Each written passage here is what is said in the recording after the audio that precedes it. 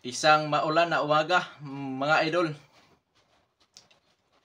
Fight result po tayo and reaction tungkol po sa nagiging performance ni Albert Pagara kontra po sa Chinese fighter na si Akitiliti Yijilian, na kung saan ginanap ang kanilang bakbakan doon po sa City of Pasig Arena, Pasig, Iloilo City. Ang prediction ko doon, knockout. Yun ang prediction ko, knockout. Malayo kasi ang agwat nila sa karanasan.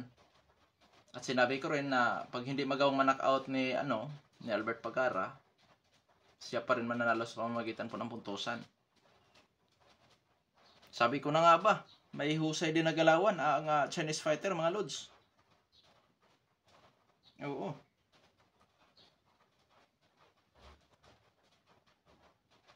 Bagamat natalo ang Chinese fighter, maganda po ang kanyang naipakita sa laban. Tumaas po ang record ni Kabayan sa 35 wins with 24 wins coming by way of knockout, may isang talo. Samantala sa Chinese fighter na si Akitiliti Yijilian, bumagsak po sa 8 wins with 2 wins coming by way of knockout, may 4 na talo at may isang tabla. Pero hindi po nakakahiya yung kanyang pagkatalo. Oo. Maganda po ang ipinakita ng Chinese fighter. Nasungkit po ni Idol Albert Prince Pagara ang IBF Asia Lightweight title. Asahan na natin ito na ito po ay magsimula ng makabalik sa ranking. Napaka-close ng fight, 96-94. Bigay ni Judge Hilco. Chinese judge ito. Apelido pa lang eh. Edwin Ligas 96-94 in favor sa ating kababayan. Muhammad Akil Tamano 95-95. Oh, muntikan pa. Pero hindi po talaga yung 95-95 pwede talaga, mga lods, kasi napakaganda po ng laban na ipinakita ng Chinese fighter. Talo man siya pero hindi nakakahiya na matalo.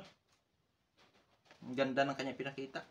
May mga nag-react pa nga na nadali daw si Chinese fighter sa luto. Mga lods, pag dayo ka kasi, asahan mo na yan.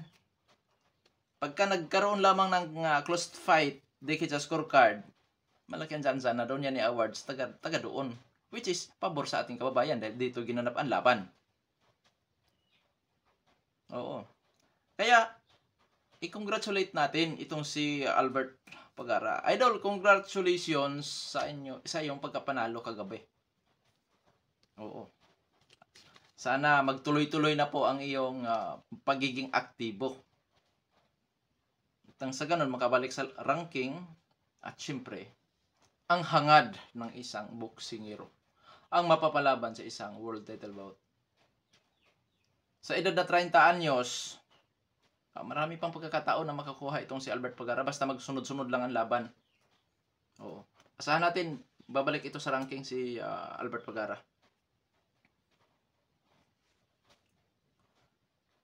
Magandang laban. Pagpag talaga ang kalawang sa panig ni Albert Pagara, mga idol. Pagpag talaga. Umabot po sila sa sukdulang 10 rounds, kung 12 rounds ba sila, na kung saan closed fight, 10 rounds lang ito kasi 96-94, 10 rounds lang to, na kung saan napapalaban talaga siya. Partida, mga lods. Itong Chinese fighter, kung ikumpara sa karanasan ni Albert Pagara, di hamak na mas lamang po sa karanasan si Albert Pagara ikumpara dito sa Chinese fighter. Pero yun nga, dito natin napatunayan, mga lods, na pagka nga ang isang atleta matagal po na hindi mapapalaban at magkaroon ng pasukin sa tinatawag natin na ring rust, yun na nga ang na hindi magiging solido, pulido yung ang performance. Maganda na rin ito para sa panig ni Kabayan. Kasi umabot sa 10 rounds. Taltag talaga sa Bisaya, mga lods. Taltag talagang taya. Taltag talaga ang kanyang kalawang dito mga lods. So ngayon din yata magaganap ang bakbakan sa pagitan ni nitong sino yung isa? Si Kenny Demisilio kontra Kevin Gonzalez na nagaganapin po sa Puerto Rico. Sana may panalo ni Kenny Demisilio ang laban. Oo, siyempre. Bagamat sa aking prediction talo si Kabayan, malaki ang sansa na matalo siya dito sa laban. Pero this is boxing, anything could happen. Oo, lalo na't kagagaling lamang sa pagka-knockout ng Mexicano, mga lods. Which is optional yan. Pagka ininda niya ang kanyang pagka-knockout noong nakaraan niyang laban, yari siya dito kay Kenny Demisilio. Pero pag hindi naman niya ininda, delikado naman si Kenny Demisilio. Pero magandang laban po ito mga lods. At mamaya-maya, Sobrel Matias at Liam Paro. Maging ang nalalapit na laban ni Mark Magsayo. Na kung saan sabi ng Mexicano, i-knock out daw niya si Mark Magsayo. Si Mark Magsayo naman ay ganun din. Mamaya natin ito malalaman mga lods. At ito pang laban ni Chris William Smith ba to? Kailan ba to? Oo, June 15. United Kingdom naman, so maaaring tapos na to kanina. Tapos Riak Purhe. Magandang laban din. Kung si Riak Purhe makatikim pa ng talo dito sa kanilang rematch o itong si Chris William Smith.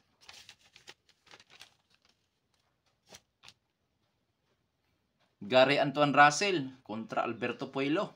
Ikaw? Magaling pa naman magaling ang skills kasi ni Alberto Puelo mga lods. Pagka ito umabot sa pangmatagalang laban, delikado si Russell dito. Bagamat pabor ako kay Russell na manalo yan.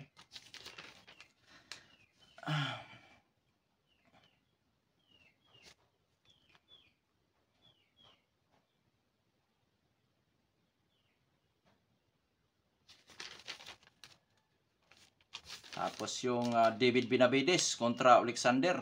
Kailan ba to? Ngayon nga. David Benavides kontra Alexander Gvozdyk, Ukraine. Dito ngayon mapapalaban si Benavides sa magkasing laki, magkasing bigat. Si David Benavides kasi mga lods sa super middleweight division. Sad to say, na masasabi kong weight bully siya doon. Malimit siya po ang malaki. Ay dito ngayon sa light heavyweight division. Dito siya nababagay talaga. Pero matalino si David Benavides kasi hindi niya binitawan po ang titulo ng WBC interim doon sa super middleweight division. In case na matalo siya ni Alexander Gvozdyk, which is may chance po talaga itong Ukrainian,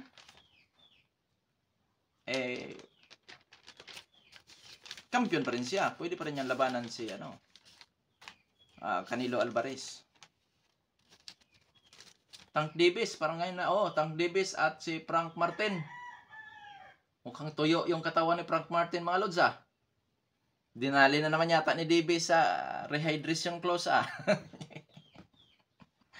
Makikilala talaga itong si Tank Davis. Makikilala ito si Mr. Rehydrated Ganyan po yan. Pero hanga pa rin ako kay David Benavides kasi kay Tank Davis.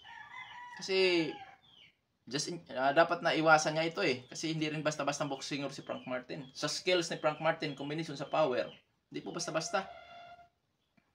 Risky na kalaban si Frank Martin mga lods. Pero pinagbigyan ni Tank Davis. Kaya masasabi kong may tapang din po itong si Tank Davis. Kaya abangan natin mamaya. At June 23 sa Edeno Arena, mapapalaban ang ating kababayan po na si Joseph Sumabong. Maging itong si Vincent Lacar. Sa June 29 naman, si Francisco Estrada kontra sa kapwa niya Mexicano na yung tumalo kay San Edwards. San Edwards ba yan yung tinalo niya? Tipo Lopez, may laban din. At si Robsy Ramirez. Tatalakayin natin yan. yan ang ating gagawa ng video na kung saan maghahig tayo ng prediction at fight analysis. Hanggang dito na lamang ito, Mandog Sports PH. Maraming salamat po.